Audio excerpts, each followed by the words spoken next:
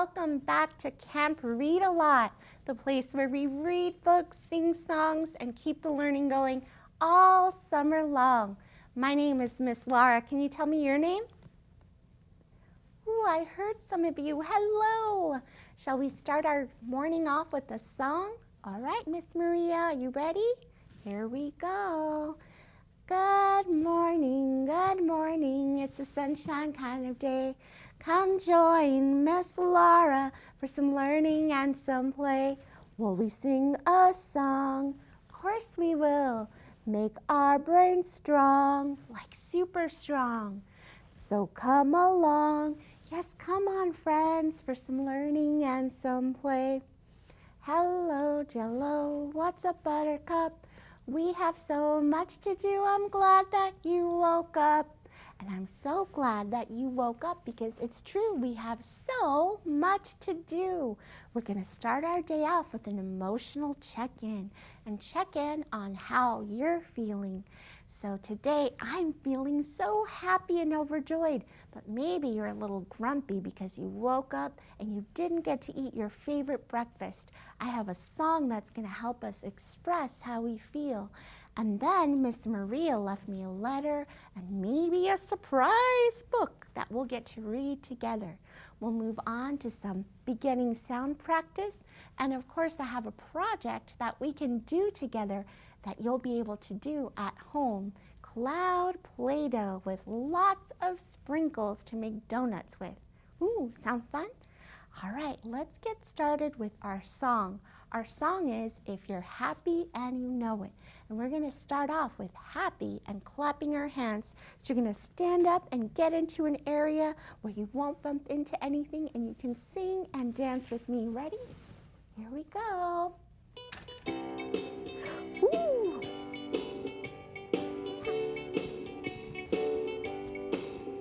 If you're happy and you know it, clap your hands. If you're happy and you know it, clap your hands. If you're happy and you know it, then your face will surely show it. If you're happy and you know it, clap your hands. If you're mad and you know it, stomp your feet. If you're mad and you know it, stomp your feet. If you're mad and you know it, then your face will surely show it. If you're mad and you know it, stomp your feet. If you're sad and you know it, say boo-hoo, boo-hoo. If you're sad and you know it, say boo-hoo, boo-hoo. If you're sad and you know it, then your face will surely show it. If you're sad and you know it, say boo-hoo, boo-hoo. If you're confused and you know it, say I don't know, I don't know. If you're confused and you know it, say I don't know, I don't know. If you're confused and you know it, then your face will surely show it. If you're confused and you know it, say I don't know, I don't know. If you're excited and you know it, say hooray, hooray.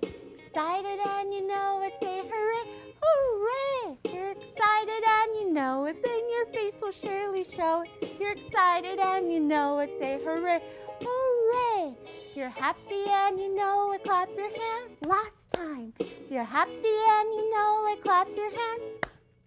If you're happy and you know it, then your face will surely show it. If you're happy and you know it, clap your hands. All right, boys and girls. Now it's going to be time to see if we hear anything. I think I hear. Where did it go? Oh, there it is, the bell. Miss Maria dropping off her mail.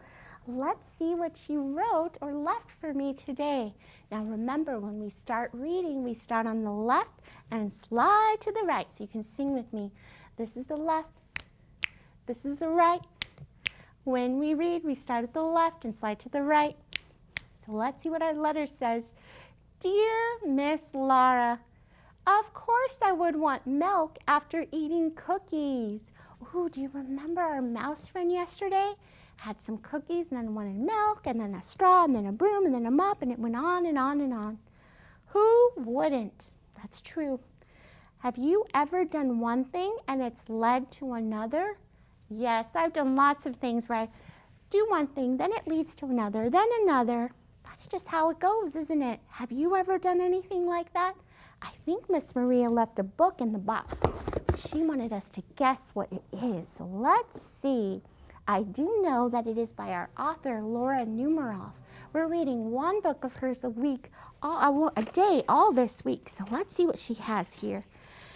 Ooh, what is this? Do you recognize this? It's a kite. So I know that our book is going to have a kite.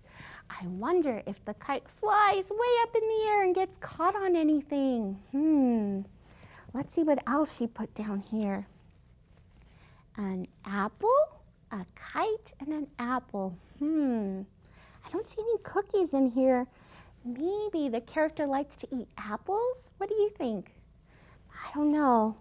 Let's look. Oh no, this is a really silly clue. A kite, an apple, and a dog bone? Now I'm really confused. What could this book be about? And then we have our last clue, which is some apple juice. So we know the book is going to be about apples and apple juice, a kite, and a dog bone. Do you think you know what it is? Let's do the grand reveal. Here comes the box. Da da da da! If you give a dog a donut. That's our book. That's where the dog bone comes from. Got it now. It is written by Laura Numeroff. She's the author. That means she writes the words. And it's illustrated by Felicia Bond. The illustrator draws the pictures. Now, just like our book that we read yesterday, it's an if-then book, meaning one thing happens and it leads to another. So let's see. We'll open it up and go to the first page. If you give a dog a donut. If you give a dog a donut. Here's the dog begging for some donuts. If you have a dog at home, like my dog, it follows you around whenever you eat anything. Of course, he'll ask you for some apple juice to go with it. When you give him the juice, he'll drink it all up. Can you drink it all up with me? Gulp, gulp, gulp, gulp, gulp, gulp, gulp, gulp. Then he'll ask for more. He's so disappointed there's none left. There won't be any left, so he'll want to make his own. He'll go outside to pick some apples. He must have an apple tree in his backyard. When he's up in the tree, he'll toss you one. Throwing the apple will make him think of baseball, of course. So look, there's the little boy catching the apple. He'll want to play. You'll have to get a ball and a glove. Have you ever played baseball with a dog before? Of course, he'll need a bat. He'll ask you to pitch. When you pitch, it's when you throw a ball at someone like that when you're playing baseball. He'll hit a home run. Hooray! Then he'll do a happy dance to celebrate.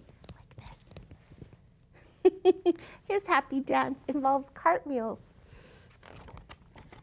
Dancing will make him hot and dusty, so he'll need some water. He'll probably start a water fight. You'll have to dry him off with your bandana. Ooh, there was a bandana in the other book too. Have you had many water fights this summer? It's been hot enough, huh? He'll wrap the bandana around his head and pretend that he's a pirate. Arr! Then he'll want to go on a treasure hunt. He'll find an old kite and want to make one himself. Oh, that was in our clue, a kite. You'll have to get him some sticks, paper, and string. When the kite is finished, he'll want to fly it. It will go higher and higher and higher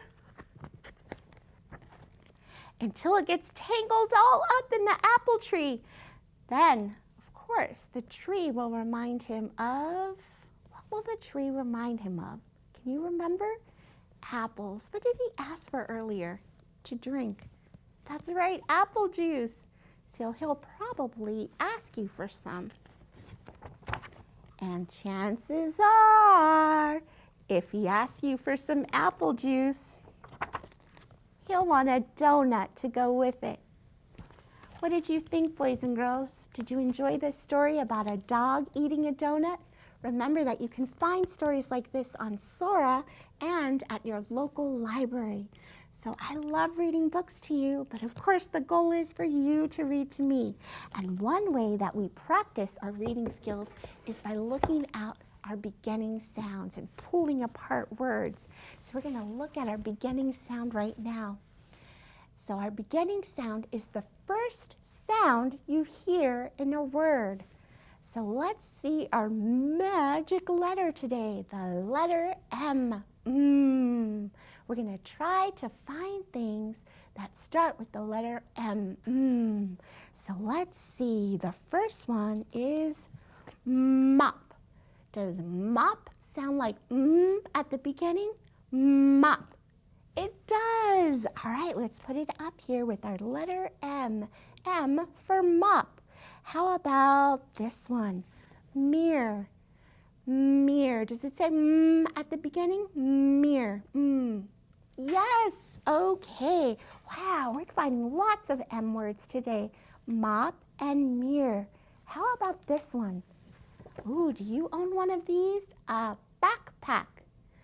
Does backpack say at the beginning? No, that would say MacPack. That would be a silly word. Let's put it down here. How about this one? This is a cookie. Yum, just like yesterday from our book. Delicious cookies. Does cookie say at the beginning? No, that would be mookie. Ooh, another silly word. Down you go. How about this one? A little mouse. Does mouse say at the beginning? It does. Mouse. All right, so far we have mouse, mirror, and mop that say or M at the beginning. Let's try one more here. Look at this little guy. He has a milk mustache. Does that say at the beginning? It does, doesn't it? Milk and mustache both start with M. So let's review our letter M words before we move on to our project. We have a mop, a milk mustache, a mouse, and a mirror that all begin with the letter M. I hope that you keep practicing at home. Right now, I have a couple of activities that you can do to extend the story and begin to learn at home as well. So let's go over to the project place. Here we go. Now, in our story, the dog loves to eat what? Donuts. That's right. So I thought we would make this. It's donut cloud dough. Now, when you touch it, it feels a little fluffier than Play-Doh. And what I did is I put sprinkles in it to make it look like real donuts when we lay it out and roll it out, which we'll do in a minute.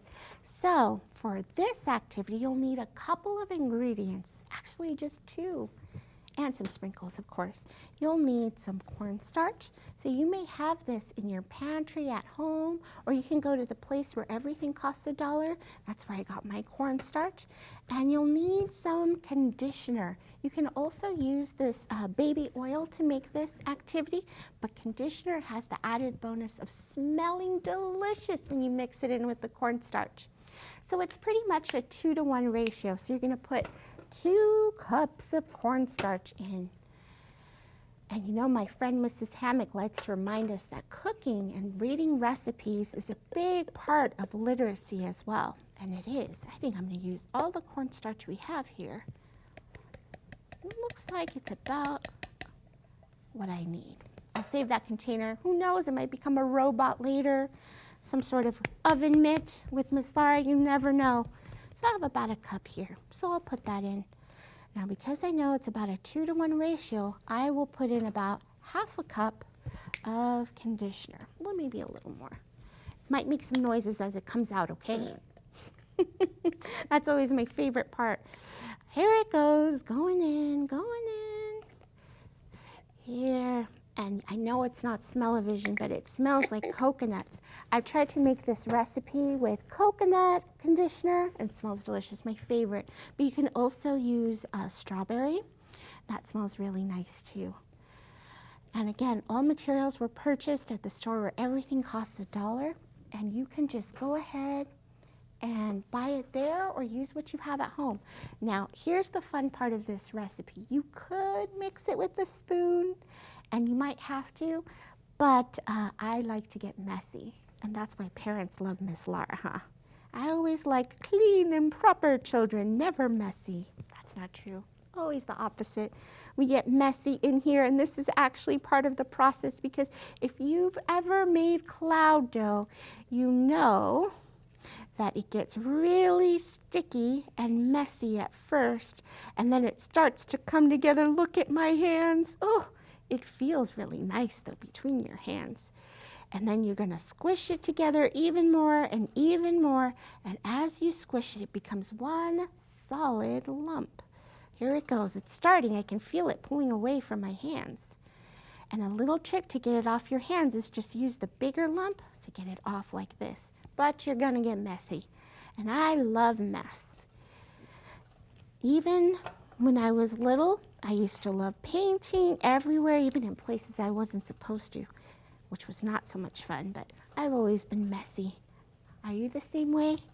All right, here it goes, one big lump. Come off my fingers, join the group, part of your cloud dough family. Here it is, one giant cloud dough lump like this. And then what you're going to do, of course, is you're going to add whatever you'd like, but I suggest sprinkles, because it's fun to have cloud dough, but it's even more fun if it's colorful like a donut. So here are my rainbow sprinkles. I'm going to add them in. Here we go. Open up, sprinkles, and whew, did I add too many? Maybe a bit more? Just like that. Okay. And then you get to mix it all in. Now remember, boys and girls, this cloud dough is for playing, not for eating. If you want to make your own donuts, I'm sure that you could find a recipe online. And I don't think that dogs should eat donuts. So maybe instead of making donuts, if you have a pet at home, you can make them a little treat with the recipe you find. Okay, I think, of course, more sprinkles. More sprinkles. More sprinkles. There we go. And mixing them all up. Again, part of the experience is following a recipe, getting your hands dirty, and making it your own. So here's what you're going to end up with. Just some kind of cloud dough that I'll add my other cloud dough to, and make one big lump. Look at that. Ooh, fun. Now we get to do some fun stuff. We get to make a donut. So to make your donuts, first, you try not to be so messy like me, is you take a little lump, just like this, and you kind of roll it up in between your hands like this. Ooh, let's see. I smell like coconut. I've never had a donut that smells like coconut. And then you put it down like this, like that. I don't know if you can see it. And then you're going to make a little hole in the middle. Just kind of poke it through and shape it around. And flatten it if you want. And ta-da! You made your donut. You can see it right there. Ta-da! How many should we make? Let's make one more just to show you. Again, lump it, roll it, make it into a ball like this. Place it down. You can flatten it a little bit. Then you're going to take your poker finger that's nice and dirty from the cloud dough, go in the middle and make it circle around. And there you go, another donut. This is definitely making me want to eat donuts. Did you know that donuts are not baked? They're fried traditionally, so we can't put them in our oven. We can make a play fryer. Although I guess I've had baked donuts too. They're healthier. One more. All right, flatten it out. And now we've made some donuts. Now you can make as many or as little as you want. Pretend to feed them to your dog friend. Act out the story. I also have another activity that you can do in case you don't want to get so messy, because I get it. Some people don't like to be messy. My daughter is like that. She does not like to be messy like this. And I'm always giving her a hard time. We can actually make donuts out of cardboard. That's right. Look, I made a donut here that you can use for your dramatic play. Now for this, you're going to need some cardboard, some scissors, glue, and paper. So first thing I'm going to do is I'm going to cut out a circle for my donut. So let's get that going. Cardboard can be a little bit hard to cut out. But you don't want to use paper because paper is not as durable. Cardboard will sustain the play, so you can use it multiple times. So I'm going to cut out a circle just like I did here. Here we go. Messy hands and all. Oop.